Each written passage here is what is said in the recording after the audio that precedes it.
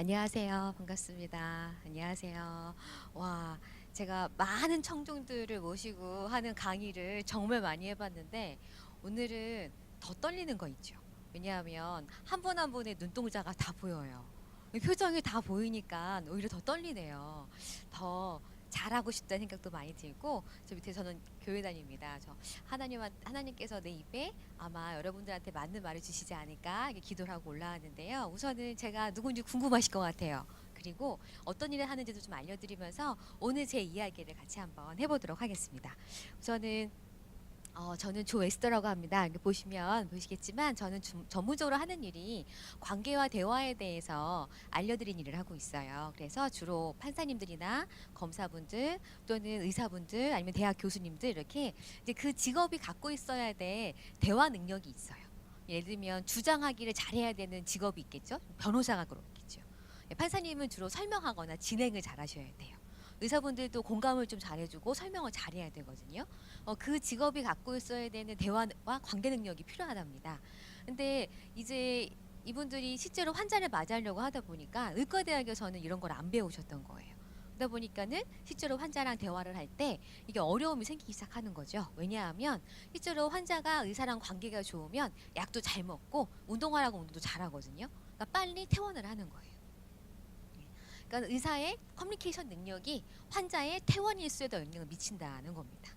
환자가 얼마나 자기 삶을 잘 살게 만들고 약도 잘 먹게 만드느냐, 이거는 약의 효과가 아니라는 거예요. 그게 아니라 의사와 환자가 얼마나 훌륭하고 좋은 관계냐, 의사가 환자를 잘 존중해주고 환자가 의사를 잘 신뢰할 수 있느냐, 이런 관계가 실제로 환자의 치료 효과도 영향을 미친다는 거죠. 그래서 제가 어떻게 하면, 어떻게 말하면, 또는 환자에게 어떻게 이야기를 하면 조금 더 환자가 의사분을 신뢰할 수 있게 만들고, 또는 약을 안 먹을 때 어떻게 얘기해야지 약을 좀 더 잘 먹을 수 있게 하고 그러는가에 대한 이야기를 나누고 있습니다.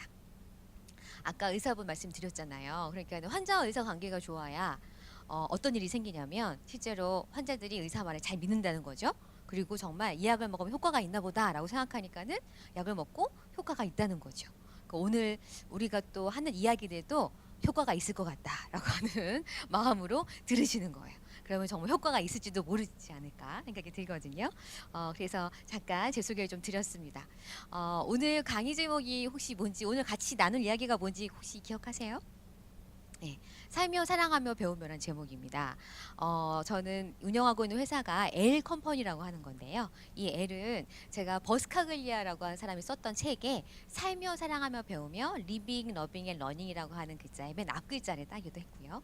또 하나, 또 저는 하나님 믿기 때문에 제 삶의 주인신 하나님, 로울드라고 하는 뜻을 갖고 있는 L을 써서 L 컴퍼니라고 했습니다. 그래서 오늘 어떤 이야기를 좀 나누면 좋을까? 물론 뭐 어떻게 하면 관계, 뭐 특히 어떤 게 좀 궁금하실까요? 뭐 아이들하고 대화하는 법이라고 한다든가, 그렇죠? 아니면은 그 배우자하고 대화 잘하는 방법이라고 한다든가, 다양한 관계와 대화법에 대해 궁금하실 것 같아요. 어떠세요? 그렇죠? 네. 믿고 들으시면 될 것 같아요. 궁금하다 이렇게 믿고 들으시면 막 궁금해지거든요.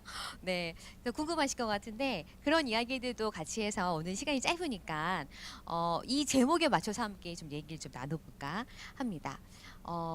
저 이 리빙, 러빙 앤 러닝이라고 하는 이 앞글자를 제가 갖고 왔던 이유 중에 하나는 제가 그 책을 읽으면서 이렇게 생각을 했어요. 우리가 태어날 때에는 내가 태어나고 싶다고 태어나는 건 아니거든요. 예. 하지만 태어나는 건 내 자의로 태어난 건 아니지만, 하지만 내가 이제 앞으로 태어남으로 인해서 제가 자발적으로 주관적으로 선택할 수 있는 게 있죠. 그게 바로 뭐냐면 내가 어떻게 살 것인가예요. 내가 어떤 삶을 살 것인가, 누구에게 도움을 줄 것인가, 또 하나 내게 있는 재능을 어떻게 사용할 것인가, 이거는 내가 결정할 수 있는 거라는 거죠. 그게 바로 리빙입니다. 어떻게 살 것인가를 내가 결정하는 겁니다. 그리고 이 산다는 것은 또 하나 우리가 사랑하는 법을 배운다는 거예요. 사랑이라고 하는 건 이게 꼭 어떤 이성만을 사랑하는 것이 아니라, 저는 가장 먼저 좀 자기 자신과도 되게 중요하다고 생각해요. 자기 자신과 건강하게 사랑을 하는 사람, 다시 말하면 자기 자신을 소중하게 생각하는 사람은 타인과의 문제도 크게 문제가 되지 않아요. 근데 자기 자신의 사랑이 부족하거나 또는 자기가 너무 못난다고 생각한다고 하죠. 우리가 너무 잘 알고 계신 자존감이 낮으신 분들은 자기와의 관계가 회복이 되지 않은 거죠. 그러다 보면 이 타인의 작은 이야기에도 자꾸만 자극이 돼요.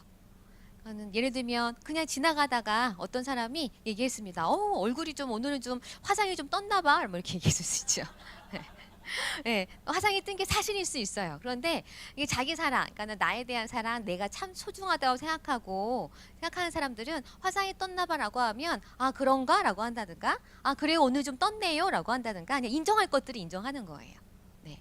그런데 오늘 화장이 떴나 봐 이렇게 했는데 그걸 자기 자신에 대한 모욕이나 공격으로 받아들이면 이제 자기 자신을 공격하거나 타인을 공격하게 되죠. 그렇기 때문에 내가 이 얼굴로 왜 교회 왔을까 이렇게 한다든가.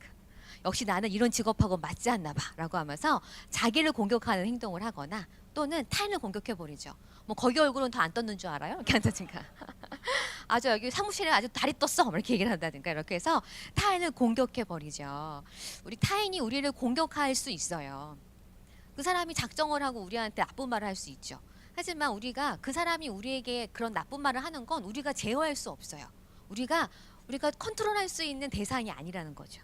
그럼 우리가 컨트롤할 수 있는 대상은 바로 뭐냐면 상대가 나에게 비난으로 말한 것에 대해서 내가 그걸 진짜로 받아들이느냐 아니면 그냥 그건 나랑 관계가 없어라고 하면서 그냥 내가 차단하느냐는 내가 선택할 수 있는 문제라는 겁니다. 그래서 우리가 좀 건강한 자기 사랑을 한다는 건 그런 것 같아요. 우리가 타인에 대한 사랑이 중요하지만 자기 사랑, 내가 참 귀한 사람이라고 하는 걸 회복해야지만 타인과도 건강한 관계를 맺을 수 있고 또 하나 그런 나하고 너가 모인 공동체죠. 교회라고 한다든가 직장이라고 한다든가 가족이 모인 공동체가 건강하게 어떠한 문제를 해결해낼 수 있습니다. 또 하나 그리고 저는 이런 것들을 배울 필요가 있다는 거예요. 실제로 학교 아이들 학원 다니죠. 학원에서 뭘 배우나요? 영어, 피아노, 수학, 미술, 그렇죠? 정말 그게 중요하긴 해요. 그런데 학교에서 아이들한테 화가 날 때 어떻게 해야 되는지를 가르쳐 준 적이 있는가? 넌 친구가 자꾸만 나랑 같이 저기 오락하러 가자 이렇게 얘기했을 때 적절하게 거절하는 방법을 가르쳐 준 적이 있는가? 네. 아니면 친구 물건이 너무 갖고 싶은데 이럴 때 내가 어떻게 해야 되는지 가르쳐 준 적이 있는가? 아니면 엄마 아빠가 돌아가셔서 이 슬픔이 너무 큰데 이 슬픔을 다뤄야 되는 방법을 가르쳐 준 적이 있는가? 어떻게 보면 우리 삶에서 만나는 다양한 문제들이나 다양한 상황에서 내가 그것을 어떻게 이해하고 그것을 어떻게 다뤄야 되는지는 학교에서 배워본 적이 없다는 거죠. 그러다 보니까 실제로 어른들은 화가 났을 때 본인을 어떻게 해야 되는지 잘 몰라요. 그러다 보니까 대부분 화가 난 어른들은 주로 뭘 하나요? 그죠? 이런 걸 하신다는 거죠. 네, 이런 걸 자꾸 하시는 거예요. 근데 이게 자꾸 습관이 되다 보면 이 작은 일에도 찾게 되는 거죠. 우리가 화가 나는 게 잘못된 게 아니죠. 화라고 하는 것은 굉장히 우리를 보호하는 하나의 신호예요. 누군가가 내 몸을 만졌을 때 화가 나야 돼요. 그래야지만 만지지 마세요라고 말할 수 있죠. 또는 내 아이가 다쳤어요. 그럼 엄마가 화가 나겠죠. 그거는 굉장히 우리 가족을 보호하는 신호 같은 거예요. 화를 내는 게 잘못된 게 아니라 화를 어떻게 내는지를 아는 방법을 아무도 안 알려준 거죠. 그러다 보니 그냥 엄마가 하던 대로 또는 TV에서 하던 대로 이제 이게 어떤 많이 봐왔던 것들을 하게 돼 있더라는 거죠. 우리가 삶에서 배워야 될 많은 관계와 대화에 대해서 배우지 않았던 것들을 이제 어른이 돼서 배우고 또는 이제 우리 아이들이 이제부터 배워서 우리가 갖고 있어야 되는 많은 문제들을 잘 다룰 수 있게 만드는 게 중요하지 않을까. 앞으로 우리 아이들의 삶에 문제가 없을까요? 절대 그럴 리가 없겠죠. 예. 내가 아무리 사랑해도 왕따에 당할 수도 있는 거고 우리가 문제를 일으킬 수도 있어요. 저희 조카 같은 경우에는 그 색연필을 꼭 가져가겠대요. 근데 가져가면 꼭 부러뜨려서 친구들이 온대요. 그러니까 이 아이는 가져가야 되나 말아야 되나 자랑은 하고 싶고 그런데 빌려주면은 부러뜨려서 오고 이거는 우리 조카의 선택의 문제인 거지. 이거를 제가 색연필을 계속 사주는 것도 좋은 방법이 아니고 그리고 엄마가 가서 말하는 것도 좋은 방법이 아닌 거죠. 우리가 살면서 다양하게 만나야 될 문제들에 대해서 한 번도 배운 적이 없더라. 그래서 어떻게 살아야 되는 것을 배워야 하는가, 어떤 사랑의 방법이 있는가를 좀 같이 얘기하고 싶었습니다. 그래서 첫 번째 제 이야기를 한번 제가 최근에 배웠던 삶과 사랑에 대한 이야기를 함께 나눌까 해요. 뭐냐 하면 제가 친구랑 같이 커피를 마시려고 카페에 들어갔거든요. 혹시 제가 여기 계단 내려가도 되나요? 네, 네, 되나요? 네. 굉장히 신기하게 항상 어른들은 아이한테 학원 가면 어디 앉으라고 하세요? 맨 앞자리에 앉으라고 하죠. 그런데 엄마 아빠는 이런 데 오면 어디 앉으세요? 맨 뒤부터 앉으세요. 근데 이거는 모든 사람이 다 그래요. 제가 판사님들이랑 강의를 정말 많이 하는데 판사님들도 항상 뒤부터 앉으세요. 항상 이 자리가 항상 비어 있어서 항상 법원장님이나 수석부장님이 앉으신다든가 의사분들도 마찬가지예요. 항상 앞에 인턴이나 이런 사람들이 앉고 저 뒤에 이제 과장님들이 앉으시거든요. 이 앞자리에 앉는다는 게 얼마나 부담스러운 일이에요. 그렇죠? 그렇기 때문에 오라고 하지 않아요. 제가 가면 돼요. 걱정 마세요. 제가 가면 돼요. 제가 친구랑 같이 커피를 마시러 갔어요. 커피를 마시러 갔는데 커피를 시켰습니다. 카페라떼를 시켰거든요. 카페라떼를 시켰는데 그 직원이 너무 불친절하게 받는 거예요. 뭘 드시겠어요? 이렇게 막 남자 직원이. 제가 너무 불친절하다 이렇게 생각을 했습니다. 그랬더니 카페라떼 주세요. 했더니 뭐 드시고 가실 거예요? 뭐 여기서 뭐 가져가실 거예요? 이렇게 막 얘기하는 거예요. 되게 유명한 커피숍이었거든요. 그래서 참 생각보다 굉장히 불친절하다 생각이 들었습니다. 그래서 여기서 마시고 갈 거예요. 했더니 기다리세요. 그래서 막 그렇게 하는 거예요. 그래서 그 또 제 안에 있던 제가 이렇게 평소에는 이렇게 말을 하지만 또 제 안에 있던 공격세포가 살아 숨쉬기 시작을 하면 말도 못하는 일이 생기는 거죠. 그래서 제 안에 살아 숨쉬던 공격세포를 모아서 이제 어떻게 할까 이 직원을 이 생각을 했어요. 제가 이렇게 조곤조곤한 말투로 컴플레인을 하면 얼마나 끔찍하게 하겠어요. 그렇죠? 이 직원을 어떻게 할까 생각을 했어요. 그래서 이 직원을 어떻게 벌을 줄까 생각을 했어요. 카메라로 찍을까? 동영상을 촬영을 할까? 매니저를 불러서 혼을 낼까? 소리를 지를까? 라고 하면서 어떻게 혼을 낼까를 막 생각하고 있었는데 갑자기 이쪽 한쪽에 있던 착한 제가 불쑥 나오더니 뭐라고 했는지 아세요? 그 직원한테? 근데 직원분 혹시 어디 몸이 안 좋으세요? 이렇게 물어보는 거예요. 그러니까 한쪽에 나쁜 저는 나쁜 저는 이 직원은 어떻게 혼을 낼까를 막 생각하고 있었거든요. 근데 갑자기 생각하는 도중에 착한 제가 훅 나온 거예요. 그러더니 직원분 혹시 어디 몸이 안 좋으세요? 이렇게 했어요. 그랬더니 정말 아까 그렇게 불친절했던 그 직원, 남자 직원이요. 갑자기 너무나 미안한 얼굴로 싹 바뀌더니 죄송합니다. 제가 오늘 몸이 너무 아파서요. 그러는 거예요. 그랬더니 갑자기 또 몸이 아프다는 얘기 들으니까 짠해지죠. 아까 그런 얘기를 안 들었을 때는 이제 이 죽일 놈의 직원 막 이러면서 어떻게든 컴플레인 내가 심하게 걸어서 어떻게든 해보리라 생각을 했거든요. 그런데 죄송합니다. 제가 몸이 안 좋아서요라고 말을 들은 순간 그렇지 나도 이렇게 아르바이트 해봤는데 몸이 안 좋을 때 아르바이트 하면 너무 힘든 건 내가 알지 생각이 들었어요. 그랬더니 안 그래도 그러신 것 같았어요. 전 괜찮아요. 그랬더니 죄송합니다. 이렇게 얘기를 하는 거예요. 그리고 난 다음에 제가 커피를 이쪽에서 마시고 있었던 이 친구랑 계속 그 직원이 행주나 걸레 같은 걸 갖고 와서 저희 주변을 닦기 시작을 했어요. 그래서 저희 주변에서 괜찮아요. 직원분 저는 괜찮아 이렇게 얘기를 했거든요. 그랬더니 아니 아까 너무 죄송해서 이렇게 얘기를 하는 겁니다. 제가 그때 깨달았던 게 바로 뭐냐면 제가 만약에 그때 그 직원한테 이렇게 말했으면 어땠을까요? 당신 직원 맞아? 나한테 왜 이렇게 불친절한 거야? 직원이라고 하면 똑바로 교육받고 나한테 서비스를 해야 될 거 아니야? 몇 살이야? 라고 한다든가 직원이 뭐 이래 매니저 나오라 그래 이렇게 했다면 그 직원이 아까처럼 자발적으로 반성을 하고 자기 모습을 돌아보며 정말 진심으로 사과를 했을까 싶은 거예요. 제가 그때 깨달았던 게 첫 번째 바로 뭐냐면 이거였습니다. 우리가 비난으로는 사람의 마음을 바꿀 수 없다는 거예요. 직원 맞아? 너 스킬 왜 이렇게 하다니? 엄마가 몇 번 얘기했어. 하여튼 지 아빠 닮아갖고 뭐 이런 거 있죠. 이러한 비난으로는 아이의 습관을 바꿀 수가 없어요. 네, 아빠만 미워하게 만드는 거죠. 네. 직원 맞아? 왜 이렇게 불친절한 거야? 내가 몇 번 얘기했니? 내가 전화를 몇 번 해야 되는 거야? 라고 하는 이런 비난으로는 그 사람이 정말 바뀔까? 바뀐다는 이런 거예요. 정말 자기가 잘못됐다는 걸 인정하고 마음으로 자신의 태도를 돌아보며 상대에게 마음으로 사과할 수 있느냐인 거예요. 그때 깨달았어요. 비난으로는 사람의 마음을 바꿀 수 없구나. 비난으론 잠깐 그 사람의 행동을 바꿀 수는 있죠. 왜냐하면 무서울 테니까. 또 나에게 불이익이 올 테니까. 하지만 진정한 그 사람의 태도, 내가 잘못했음을 인정하고 자신의 행동을 돌아보며 자신의 삶을 개선하는 이 행동은 바꿔지지 않더라. 그래서 비난으로 사람을 바꿀 수가 없다는 걸 알았어요. 비난보다는 어떤 것들이 정말 좋은 걸까? 그 사람을 돌봐주는 거죠. 아까 왜 이렇게 서비스가 별로예요? 라고 했던 것보다 내가 알지 못한 일이 있을 수 있죠. 제가 지금 강의하고 있는데 만약에 어떤 분이 저기 뒤에서 계속 카톡을 하고 있다고 볼까요? 그럼 저는 카톡하고 있는 모습을 보면 기분이 안 좋을 수 있죠. 하지만 그분이 카톡을 하고 있을 뿐 거기서 뭘 하고 있는지 모를 거 아니에요? 실제 있었던 거거든요. 계속 교육생분이 강의를 하고 있는데 카톡을 하시는 거예요. 기분이 안 좋았어요. 사실 참 매너 없는 교육생이고. 기분이 안 좋아지기 시작을 했죠. 기분이 안 좋아지니까 어떻게 될까요? 삐딱하게 서게 되고 네, 빨리 끝나고 싶고 다시는 이 회사에 강의를 오지 말아야 되겠다 생각을 한 거죠. 그런데 나중에 그분이 이렇게 쓱 하고서 그분을 봤더니요, 카톡이 아니라 핸드폰에다가 제 강의 내용을 막 작성하고 있었던 거예요.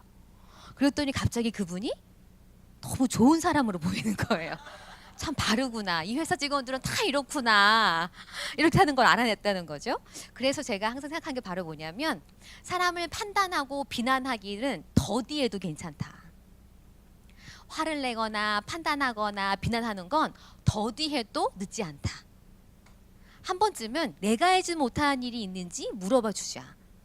교회에서 집사님 아까 나한테 좀 큰 소리로 말씀하셨는데 혹시 안 좋은 일이 있었어요? 라고 한 번쯤은 내가 알지 못하는 일이 있었는지, 오늘 교회 오는데 아이가 너무 아파서 병원에 못 데리고 갔다 온 거죠. 그게 마음에 걸릴 수도 있는 거고, 청년 같은 경우에는 자기 이성 친구랑 헤어져서 너무 마음이 안 좋을 수 있는 거겠죠. 네. 내가 알지 못한 일이 있는지 물어봐주는 그런 돌봄의 질문들, 또는 그 사람을 이해하거나 그럴 수 있어요 라고 공감하는 거, 오히려 그 사람을 비난하는 말보다는 이렇게 그 사람을 돌봐주는 질문들, 무슨 일이 있어요? 어디가 아팠어요? 내가 알지 못한 무슨 일이 있나요? 라고 돌아보는 질문들, 이런 것들이 그 사람이 스스로 자기 자신을 좀 돌아보게 함으로 인해서 자기 행동을 돌아보게 만들고 스스로 반성하게 하면서 조금 더 자신을 좀 더 나은 모습으로 바꿀 수 있다는 걸 알아냈다는 거죠. 산다는 것은 그래서 좀 더디하는 것 같아요. 뭐를 조금 더 좋은 소유하는 것을 조금 더디하는 것도 괜찮은 것 같고요. 또 하나, 그 사람이 어떤 사람인지 판단하거나 그 사람에 대해서 비난하는 것들은 약간은 더디하고 잠깐은 멈추고 내가 알지 못한 일이 있는지 물어봐 주는 게 우리가 조금 더 나은 삶을 살기 위해서 한 번쯤은 해볼 만한 가치 있는 행동이 아닐까라는 생각이 들었습니다.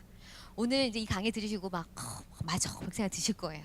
하지만 저 문 닫고 나가다 보면 절대 우리는 그렇게 될 수 없어요. 그렇게 되면 제 직업이 금방 사라지겠지요. 네, 실제로 지금 제가 이야기하는 것들은 수영 같은 과목이에요. 수영은 수영책을 본다고 절대 늘지 않아요. 대화법이나 관계나 삶의 관계 기술들은 책을 본다고 결코 늘지 않아요. 뭐냐 하면 내가 그것을 행해야 되는 그 선택의 순간에 그것을 행할 때 그걸 얻어져요. 내가 용기가 필요한 순간에 용기 있는 행동을 선택할 때 용기가 내게 얻어지는 것처럼, 그렇기 때문에 좀 훈련이 필요하다는 거죠. 그래서 오늘 좀 배운 걸 내가 또 이렇게 가서 아마 해보실 거예요. 아이한테, 넌 배우자한테 한번 해보세요. 그럼 뭐라고 할까요? 왜 이래? 막 이러면서 또 강의 듣고 왔구만 막 이러면서 하여튼 며칠이나 가나 보자 막 이러면서 이제 이게 별릴 거예요. 벼르기 시작을 할 거예요. 그건 다시 말하면 내가 좀 몇 번은 기대했었는데 당신이 늘 그냥 그랬기 때문에 내가 좀 실망한 적이 있어에 대한 표현이거나, 아니면 내가 좀 낯설어란 표현인 거예요. 그러면 그렇지, 내가 오래 가지 않을 수 있지만 내가 좋은 걸 들어서 나누고 싶었어 라고 하면서 인정할 건 인정하고 전하면 되는 거겠죠. 네, 그래서 오늘 좀 들었던 이야기들, 특히 앞으로 며칠 동안 하시는 동안 갑자기 누군가의 비난이 확 올라올 땐 잠깐 멈추고 어떻게 하시는 거예요? 무슨 일이 있나? 내가 알지 못하는 무슨 일이 있나?를 생각하시고 한 번쯤은 물어봐 주세요. 엄마가 알지 못하는 일이 있니?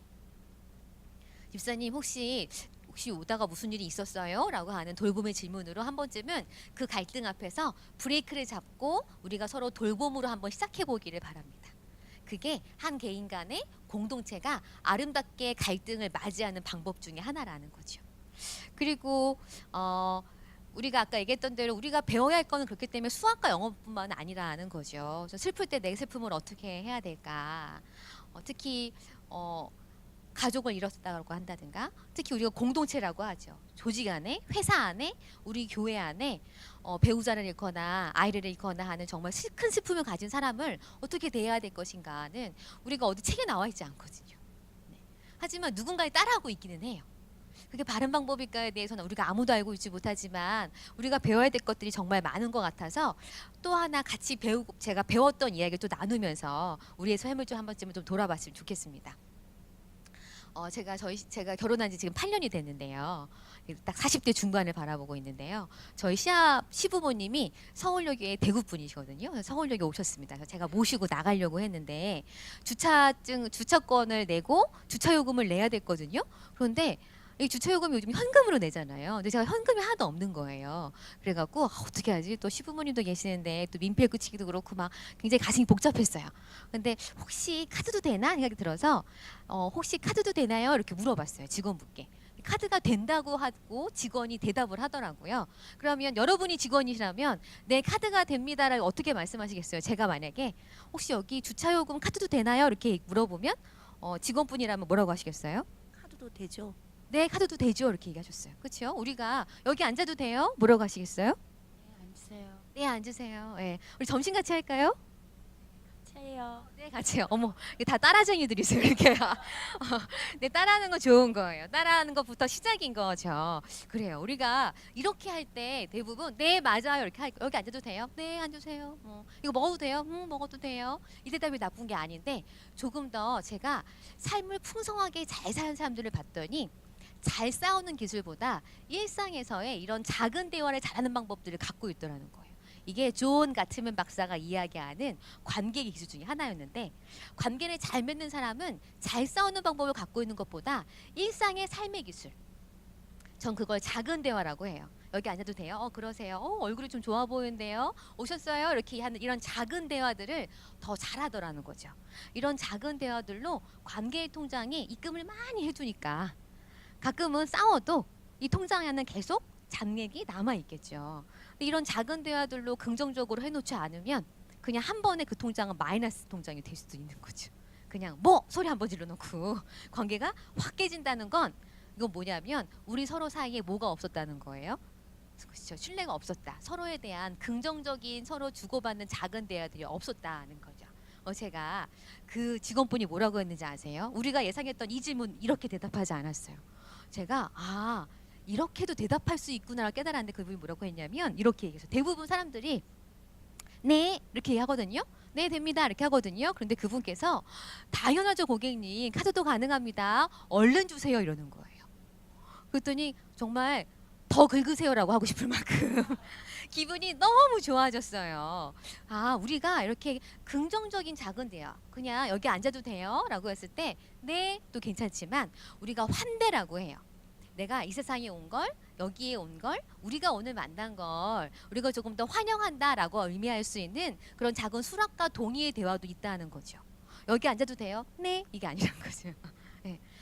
그것보단 물론이죠. 어떤 분이 앉으실까 궁금했어요 라고 한다든가 네 우리 점심 같이 할까요? 그러면 커피는 제가 쏠게요 라고 한다든가 엄마 이 빵 먹어도 돼요? 라고 한다면 어떻게 해주면 좋을까요? 조금만 먹어 이게 아니란 거죠. 엄마 이 빵 먹어도 돼요? 조금 더 우리가 이러한 긍정과 수락의 대화를 조금 더 잘할 수 있다면 어떻게 할 수 있는 걸까요? 이 뇌를 뭉클하게 긍정적으로 감동적으로 하는 사람들이 있더라는 거예요. 이런 작은 대화를 엄마 이 빵 먹어도 돼요? 어떻게 하면 조금 더 뭉클하게 뇌를 할 수 있을까요? 당연하지. 엄마가 우유도 줄까? 이렇게 한다든가 네가 좋아하는 거 더 사다 놓을게. 네가 먹으면 엄마가 뭐가 아깝겠니? 라고 한다든가 우리가 작은 수락의 뇌 우리 삶에 이런 작은 뇌들이 있어요. 작은 대화 그냥 집사님 오늘 얼굴이 너무 좋아 보이세요. 김과장 오늘 얼굴이 환해 보이는데 저는 이걸 작은 대화라고 해요. 우리 삶에는 대화를 살펴보면 큰 대화와 작은 대화로 나뉘어요. 큰 대화는 목적성이 있는 것들이죠. 숙제했니? 뭐 협상을 한다든가 보고를 한다든가 어떤 비즈니스 차원에서 목적성이 있는 대화를 큰 대화라고 하는 거죠. 그래서 그리고 작은 대화들은 관계를 형성하기 위한 친밀감이나 호감, 신뢰감 형성하기 위한 대화들입니다. 서로 칭찬해 준다든가 공감해 주거나 격려해 주거나 지지해 주거나 이런 대화들을 전 작은 대화라고 불러요. 그랬을 때 공동체가 밝게 빛날 때 그 가정이 아주 이렇게 되게 밝아요. 어떤 교회 가면은 그렇게 좋을 수가 없고 어떤 병원 가면요, 회사 가면 너무너무 거기가 좋아요. 그런 것들은요, 뭐가 좋으냐면 그냥 그 작은 대화 잘해요. 밥 먹었어요? 그럼요, 나 오징어 먹었죠. 야, 오징어? 너 오징어 닮았다? 이렇게 한다든가. 그냥 이 서로가 새치지 않는 작은 대화를 잘 나누더라는 거죠. 근데 한국에선 이런 작은 대화를 잡담이라고 치부하면서 쓸데없는 말 하지 말라고 얘기를 하죠. 네. 근데 실제로 관계는 큰 대화들로 존재하다 보면 큰 대화 사이에 자꾸 뭐가 생길까요? 틈이 생겨요. 그러면 이런 큰 대화 사이의 틈들을 뭘로 메꿔야 될까요? 작은 대화로 메꿔야 우리가 의미 있는 관계가 된다는 거죠. 그러니까 아빠가 아이들하고 이런 작은 대화를 하지 않으면 자꾸 큰 대화만 하는 거죠. 그러니까 아이가 앞에 앉았어요. 그럼 아이한테 뭐라 그래요? 무슨 대화를 하라고 했는데 뭘 해야 되지? 그럼 제일 먼저 물어보는 게 이번에 몇 등 했냐? 뭐 이런 거죠. 이번에 몇 등 했냐는 아빠 입장에서는 작은 대화로 한 걸 수 있겠지만 뭘 물어봐야 될지 모르니까. 하지만 아이의 입장에서는 큰 대화죠. 나한테 중요한 걸 물어보는 것이죠. 작은 대화는 그래서 해보지 않으면 어떻게 해야 되는지 수위나 종류를 잘 몰라요.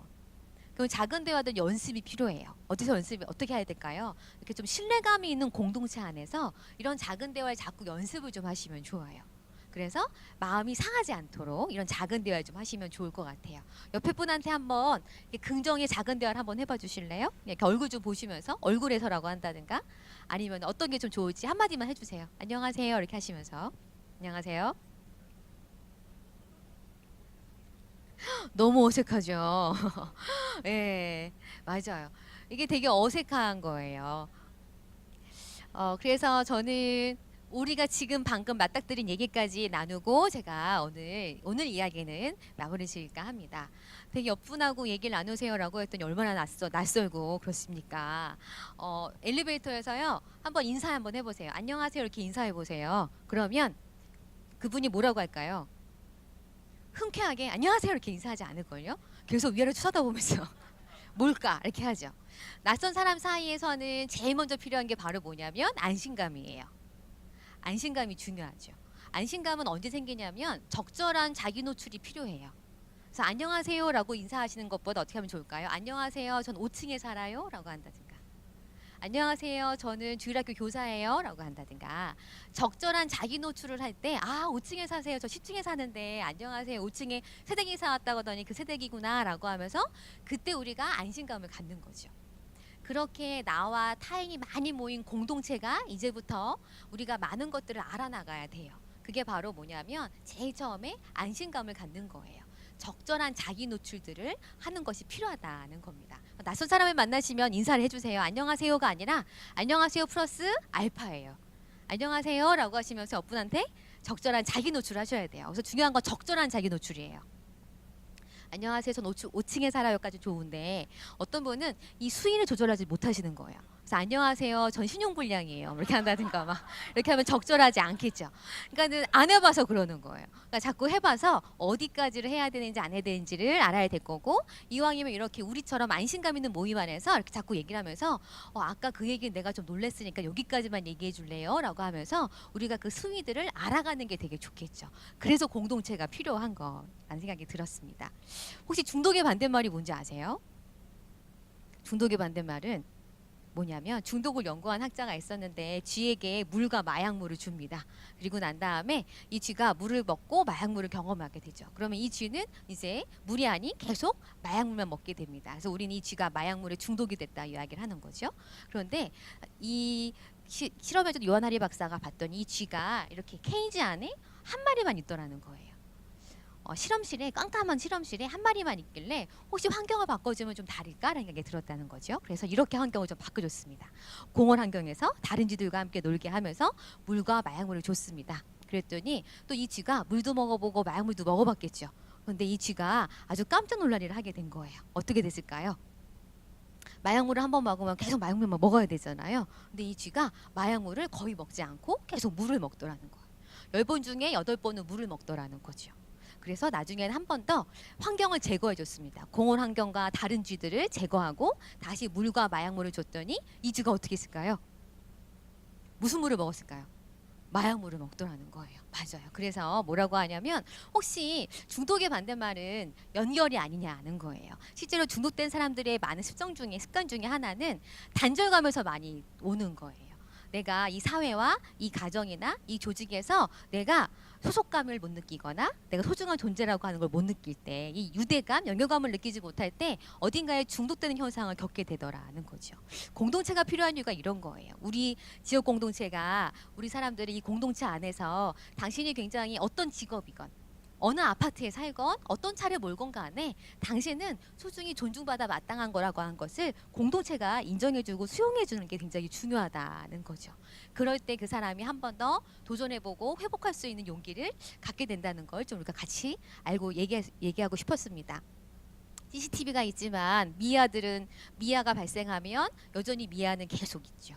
왜 미아 찾는 게 예전만큼 더 높아지진 않을까? 제 생각이에요. CCTV에는 우리 아이의 발자취가 기록은 되지만 우리 아이의 감정은 기록되지 않아요.